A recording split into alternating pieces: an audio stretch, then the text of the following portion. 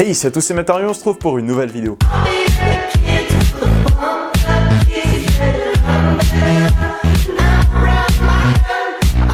Et dans cette vidéo, on va parler d'un problème qui est souvent récurrent, que je vois assez souvent sur les groupes Facebook ou qu'on pose en commentaire ou dans certains lives. Comment régler les problèmes de mue qui ne partent pas? Donc là, je vais prendre comme exemple mon mâle gecko léopard Papyrus qui a une mue sur le bout du nez qui n'arrive pas à enlever. Qu'il ait fait sa mue un peu n'importe comment, donc ça m'étonnait pas. Hein. Donc simplement à faire une technique qui marche pour la plupart des sauriens, pour les serpents, j'en sais rien vu que je n'en ai pas. Je l'ai déjà effectué, ça marche vraiment bien. Donc tout d'abord, on va venir prendre un bac en mettant une eau assez chaude. Donc là, je vais le mettre entre 25-27 degrés parce que les reptiles sont à sang froid, je vous le rappelle, pour éviter toute maladie pulmonaire, on va éviter de mettre de l'eau froide. Il faut mettre évidemment une toute petite couche d'eau, hein, c'est pas des nageurs, donc c'est juste histoire de réhydrater la peau. Et donc tout simplement, pour enlever la mue, ce que je vais faire, c'est que je vais venir frotter très doucement avec un coton-tige totalement propre, avec de l'eau sur le morceau de mue non parti.